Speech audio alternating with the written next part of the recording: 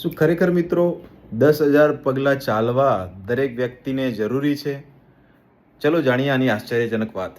તો દરેક વ્યક્તિ પ્રમાણે 10,000 પગલાં ચાલવું તે ફરજિયાત છે તેવું જરૂરી નથી. ઘણા લોકો બહુ જ ઓછું ચાલતા હોય છે, તો એમને ધીરે ધીરે વધારે ચાલવાની શરૂઆત કરવી જોઈએ.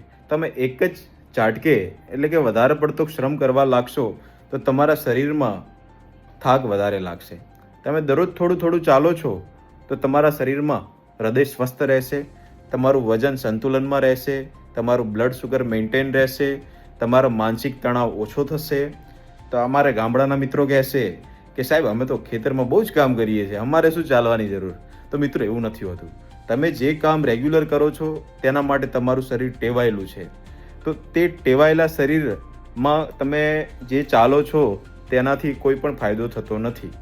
હું પણ જે હાલ બોલ્યો તેમાં તમે સાંભળ્યું હશે કે જે પણ ચાલો છો તેનામાં ધીરે ધીરે સતત વધારો કરો. તમે ધીરે ધીરે સતત વધારો કરશો તો ધીરે ધીરે તમારું બોડી મેન્ટેન થવા લાગશે. તો મિત્રો ખાસ ચાલવાનું ચાલુ કરી દો. ચાલશો તો સ્વસ્થ રહેશો.